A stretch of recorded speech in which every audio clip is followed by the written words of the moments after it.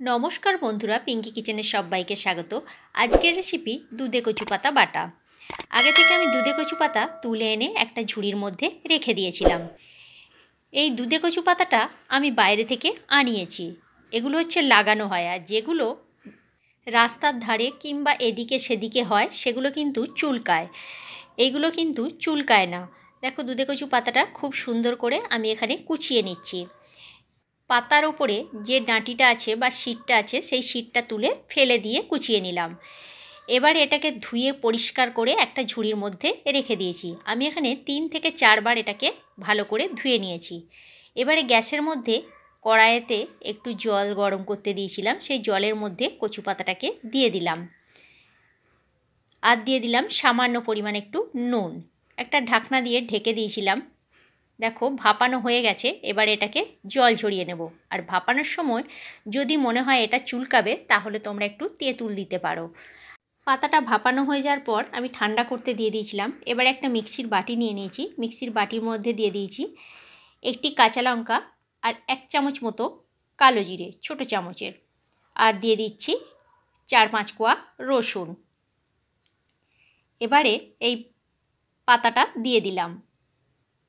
তোমরা চাইলে এটা শিলেও বেটে নিতে পারো। আমি এখানে মিক্সির বাটিতেই পেস্ট করে নিচ্ছি। এবার একটা মিহি পেস্ট তৈরি করে নিলাম। আর একদিকে ওই কড়াইটাই ধুয়ে বেশ কিছুটা পরিমাণে সরিষার তেল দিয়েছি। এখানে একটু সর্ষের তেলের পরিমাণটা বেশি দিতে হবে। তেলের মধ্যে দিয়ে দিলাম 1 চামচ মতো কালো জিরে আর একটি শুকনো লঙ্কা। আর 10-12 কোয়া রসুনকে আমি থেতো করে রেডি করে রেখেছিলাম, সেই রসুন কোয়াটাও দিয়ে দিলাম। দিয়ে খুব ভালো করে ফোড়নটা ভেজে নিচ্ছি।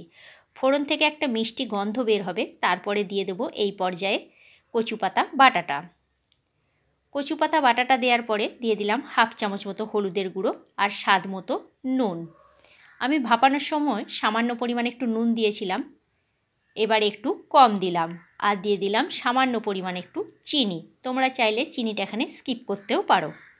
এবারে খুব ভালো করে এটাকে ভেজে নিতে হবে। গ্যাসের ফ্লেমটা মিডিয়াম টু লোতে রেখে রান্নাটা করতে হবে। বন্ধুরা, ভিডিওটা ভালো লেগে থাকলে লাইক, কমেন্ট, শেয়ার করো। আর যারা এখনও পর্যন্ত আমার চ্যানেলটা সাবস্ক্রাইব করে উঠতে পারোনি, তারা আমার চ্যানেলটা সাবস্ক্রাইব করে আমার পাশে থেকো। আর পাশে থাকা বেল আইকনটা প্রেস করে দিও। তাহলে কি হবে, যখন কোনো নিত্য নতুন আমি ভিডিও আপলোড করব, সাথে সাথে নোটিফিকেশান তোমাদের কাছে পৌঁছে যাবে। তোমরা ভিডিওটি দেখতে পাবে। আর ফেসবুক পেজ থেকে দেখে থাকলে আমার পেজটি ফলো করে নিও। দেখো, খুব একদম শুকনো শুকনো করে এটাকে ভেজে নিতে হবে। আর এখানে সর্ষের তেল আর রসুনের ফোড়নটা কিন্তু বেশি করে দিতে হবে। আমার এটা শুকনো শুকনো করে ভাজা হয়ে গেছে। নাওয়ার সময় দিয়ে দিচ্ছি আমি একটুখানি পাতিলেবুর রস আর 2 চামচ মতো কাঁচা সরিষার তেল। পাতিলেবুর রস আর কাঁচা সরিষার তেলটা দিলে খেতে বেশ ভালো লাগে গরম ভাতের সাথে। আর যাদের মনে হবে তো চুলকাবে, তারা তো লেবুর রসটা দিতেই পারো।